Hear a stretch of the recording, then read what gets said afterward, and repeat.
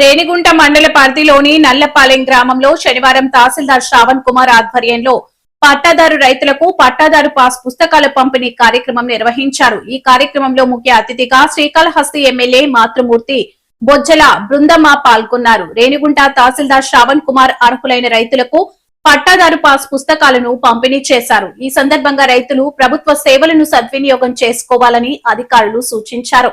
ఈ కార్యక్రమంలో గ్రామ రైతులు, ప్రజా ప్రతినిధులు, రెవెన్యూ అధికారులు, గ్రామ పెద్దలు పాల్గొన్నారు.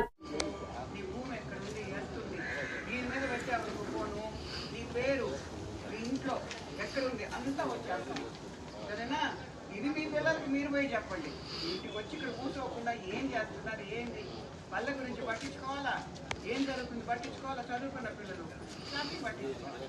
సరేనా? ఎందుకు పెట్టారు? ఇంకొకరికి పోకూడదు.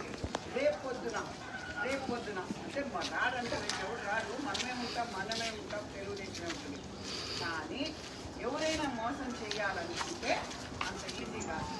ఇప్పుడు ఎట్లా మీరు అందరూ అన్ని పనులలో మోసపోయారో అంత లేదు. ఇంకా దీన్ని ఎవ్వరూ మార్చలేరు. మీ భూమి మీదే, ఇంకెక్కడికి పోదని అది చెప్పారు. కొత్త టెక్నాలజీ అంటే ఇదే.